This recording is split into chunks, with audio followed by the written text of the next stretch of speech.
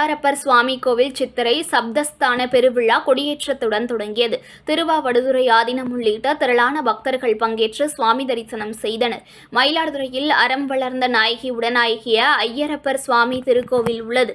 இக்கோவிலில் ஏழூர் திருவிழா எனப்படும் சித்திரை சபஸ்தான பெருவிழாவில் மயிலாடுதுறை மாயூரநாதர், கூரைநாடு புனுகீஸ்வரர், சித்திரக்காடு பிரம்மபுரீஸ்வரர், மூலவர் மார்க்க சகாயேஸ்வரர், சோழம்பேட்டை அழகியநாதர், திருவிழந்தூர் தாந்தோன்றீஸ்வரர் ஆகிய 7 கோவில்களிலிருந்து சுவாமி அம்பாள் புறப்பாடாகி ஒரே இடத்தில் சப்தஸ்தான விழா நடப்பது வழக்கமாகும்.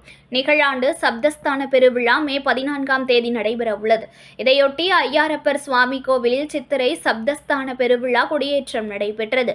இதில் திருவாவடுதுறை ஆதீனம் 24வது குருமகா சன்னிதானம் ஸ்ரீலஸ்ரீ அம்பலவான தேசிக பரமாச்சாரிய சுவாமிகள் முன்னிலையில் கோவில் கொடிமரத்தில் சிறப்பு பூஜைகள் செய்யப்பட்டு ரிஷப கொடியேற்றப்பட்டது. இதில் ஏராளமான பக்தர்கள் கலந்து கொண்டு வழிபாடு நடத்தினர்.